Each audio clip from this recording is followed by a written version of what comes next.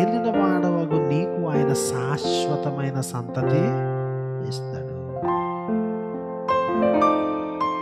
ఈ పుస్తకం ప్రారంభంలో ఏలి అనేవాడికి శాశ్వతమైన సంతానం ఉండదు అని దేవుడు తిట్టాడు. ఎందుకంటే సరిగ్గా పెంచలేదు పిల్లల్ని. ఈ యొక్క కంటిన్యూయేషన్ అనేది సరిగ్గా ఉండదని చెప్పాడు. సౌలు యొక్క రాజరికం కూడా కంటిన్యూస్గా ఉండదు. కానీ దావీదు యొక్క రాజరికము కంటిన్యూస్గా ఉంటుంది. నిరంతరం ఉండినట్లుగా శాశ్వతమైన సంతతిని నీకు దేవుడు ఇస్తాడు అని చెప్పాడు. 30వ వచనం, యెహోవా నా ఏలినవాడవగు నిన్ను గూర్చి సెలవిచ్చిన మేలంతటిని నీకు చేసి నిన్ను ఇశ్రాయేలీయుల మీద అధిపతినిగా నిర్ణయించిన తర్వాత నిన్ను ఒక ప్రిన్స్గా, ఒక అధిపతిగా, ఒక రాజుగా దేవుడు చేస్తాడు. నీ శత్రువులను దేవుడు డీల్ చేస్తాడు. 2 నీకు శాశ్వతమైన సంతతిని ఇస్తాడు.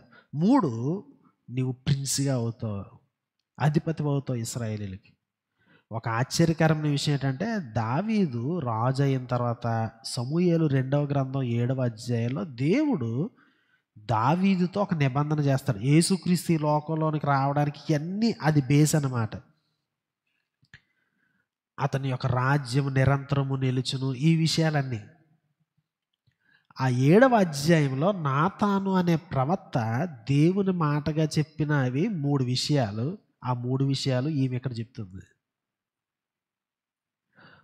ప్రవక్త గారు ఆత్మావేశుడై ఇట్లా జరుగుతుంది, ఎట్లాగాని దేవుని యొక్క మాటలు చెప్తున్నాడు. ఈమెమి ఆత్మవశురాలై లేదు, ఈమెమి ఏదంటే దేవుడు చెవిలో చెప్తే చెప్పట్లేదు. ఈమె తన యొక్క బుద్ధితో, తన యొక్క విధానంతో పరిస్థితులను చదువుతోంది. దేవుడు ఇతని జీవితం కొరకు ఏం చేస్తాడు అనేది గ్రహిస్తుంది. ఎంత క్లియర్గా కొన్ని సంవత్సరాల తర్వాత దేవుడు దావీదుతో చేసే నిబంధనలో ఉన్న 3 అంశాన్ని ఈమె మామూలు జ్ఞానంతో, మామూలుగా దావీదు జీవితాన్ని పరిశీలన చేసి దేవుడు దావీదుకి ఏం చేస్తున్నాడని గ్రహించి చెప్తా ఉన్నారు.